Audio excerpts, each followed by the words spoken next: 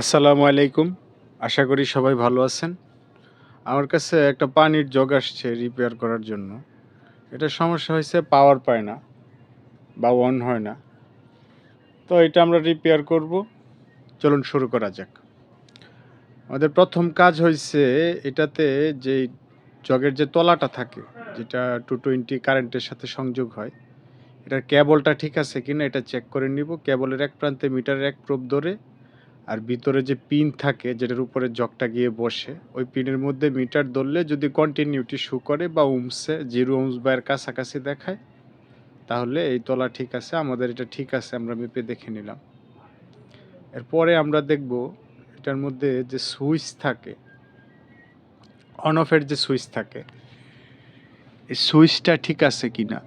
তো সুইচটা দেখার জন্য আমরা হাতলের উপরে একটা প্লাস্টিকের কভার থাকে, এটাকে খুলে নিব। প্রথমে আমরা নিচে একটা স্ক্রু থাকে, এটা খুলে নিচ্ছি। এরপর উপরে যে ঢাকনাটা থাকে এটা হাত দিয়ে এক পাশে একটু চাপায় দিলে এটা খুলে আসবে।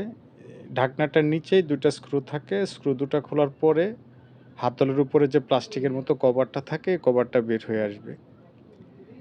এটা অতি সাধারণ কাজ, যে কেউ চাইলেই একেবারে টুকটাক যাদের অল্প স্বল্প ইলেকট্রনিক্সের ডিভাইসের উপরে ধারণা আছে বা খুলতে পারে, লাগাইতে পারে, এরকম যে কেউ দেখলে এটা করতে পারবে। আর কেতলিতে আসলে মেজর কোনো পার্টস, কম্পোনেন্ট, সার্কিট এমন কিছুই থাকে না। শুধু একটা তলা থাকে, দুইটা সুইচ থাকে, একটা অন অফের আর একটা অটো সুইচ থাকে যেটা পানি গরম হওয়ার পর অটোমেটিক বন্ধ হয়।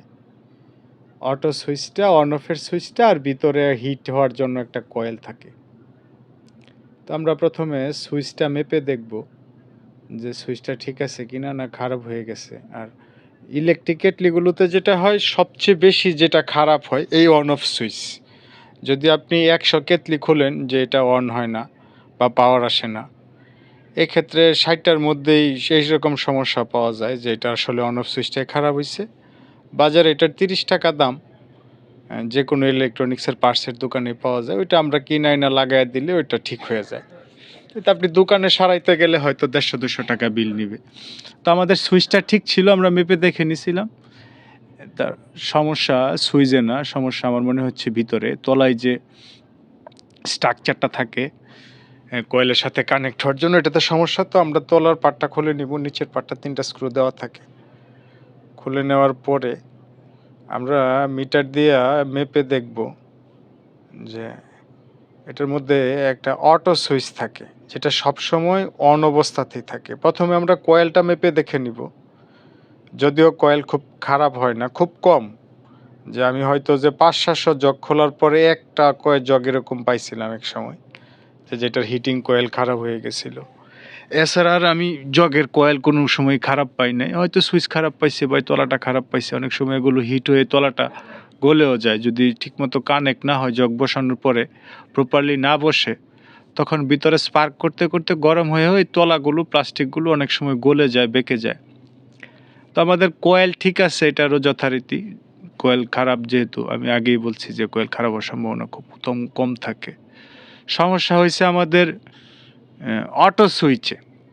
অটো সুইচটা আসলে কেতলির মধ্যে 2টা সুইচ থাকে। একটা সুইচ উপরে থাকে যেটা দিয়ে আমরা অন অফ করি, আর একটা সুইচ থাকে আমি যেই অংশটা খুলতেছি নিচের যে কানেক্টরটা, এটার মধ্যে একটা অটো সুইচ থাকে যেটা সবসময় ঠান্ডা অবস্থায় অন অবস্থায় থাকে, মানে এটা সংযোগ দেওয়াই থাকে। কিন্তু আমরা যখন পানি গরম করি তখন পানিটা একটা নির্দিষ্ট মাত্রায় গরম হওয়ার পরে সুইচটা অটোমেটিকলি অফ হয়ে যায়। তো এই বারবার এই অন অফ হওয়ার কারণে, যেহেতু এখান দিয়ে হাই ভোল্টেজ অনেক ওয়াটের কারেন্ট প্রবাহিত হয়, তো সুইচের এটা স্টিলের একটা 2টা পাত একসাথে লাগানো থাকে, দেখতে পাচ্ছেন ভিতরে। তো দুইটার মাঝখানে অনেক সময় ডাস্ট পড়ে বা স্পার্ক করতে করতে ওইখানে আবর্জনা বা ময়লার মতো জমে। তো এই কারণে ওইটা ডিসকানেক্ট হয়ে থাকে, ওইটা পরিষ্কার করে দিলে হয়ে যায়। তো আমি এটা খুলে যেটা পাইছি যে পাতটা একটু পিছন দিক থেকে একটু উঠে আসছে, তো এই কারণে সুইচটা একটু লুজ হয়েছে। তো আমি প্রথম অবস্থায় সামান্য একটু সুপার গ্লু দিয়ে সাবধানে এটাকে বডির সাথে আটকায় দিব, যাতে সুইচটা প্রপারলি দুইটা একসাথে চাপ লেগে থাকে। এটা আসলে একদম ফ্রেশ আছে। এটা নতুন করে কিনার দরকার নেই। কোনো জায়গায় ড্যামেজ নাই। শুধু সুইচটাতেই সমস্যা। আর এটা যদি আপনারা কিনতেও চান ড্যামেজ থাকে, এটা ইলেকট্রনিক্সের পার্টসের দোকানে খুব সহজেই পেয়ে যাবেন আপনারা। ৳৬০ বা ৳৭০ দাম। হয়তো আপনারা যখন এই ভিডিও দেখবেন কম বেশি হইতে পারে। তবে এর মধ্যেই। আর এটা এভেইলেবল মোটামুটি প্রায় সব জায়গাতেই পাওয়া যায়। তো আমি এটা পাল্টাতে চাচ্ছি না। আমি চাচ্ছি যে এটাই রিপেয়ার করব। কাস্টমারেরও বাজেট কম। উনি কম টাকায় করতে চাচ্ছে। তো আমি খুব পাতলা আমার কাছে পেন নাইফ আছে।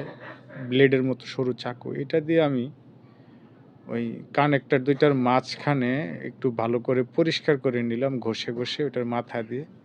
এখন আমরা দেখব আমাদের সুইচটা সুইচিং হয়ে অন অবস্থায় আছে কিনা।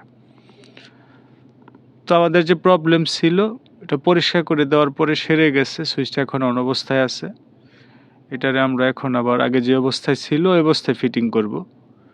ফিটিং করে আমরা লাইন দিয়ে দেখব আমাদের যে সমস্যা ছিল এটা সমাধান হয়েছে কিনা। এটাতে আমি আসলে তেমন জগে আসলে থাকেও না কিছু। ৩ টা জিনিসই থাকে। ওই একটা অন অফ সুইচ থাকে।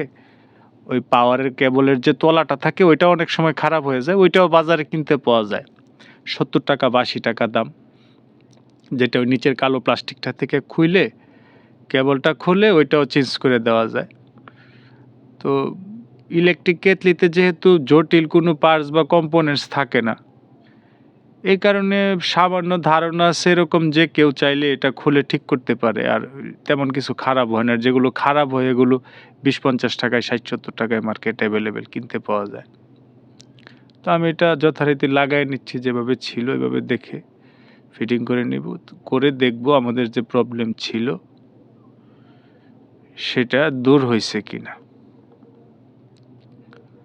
তো আমি আসলে কোনো ধরনের ইন্ট্রো বা কথা বাড়ানো ছাড়াই আমি ভিডিওটা আসলে মূল কথা বলেই শেষ করতে চাই। এই কারণে লাইক, কমেন্ট, সাবস্ক্রাইবের কথা কখনোই বলা হয় না। তারপর আজকে বললাম যদি আপনাদের কারো ভালো লাগে তো লাইক করতে পারেন, কমেন্ট করতে পারেন বা যদি ভিডিও রিলেটেড কোনো প্রশ্ন থাকে বা ইলেকট্রিক ক্ষেত্রে রিলেটেড কোনো প্রশ্ন থাকে করতে পারেন। আমি যথারীতি কমেন্ট বক্সে আনসার দেওয়ার সর্বোচ্চ চেষ্টা করব। দেখতে পাচ্ছেন আমাদের এটা প্রপারলি অন অফ হচ্ছে। সুইচ অন অফ করলে ভালো থাকবেন।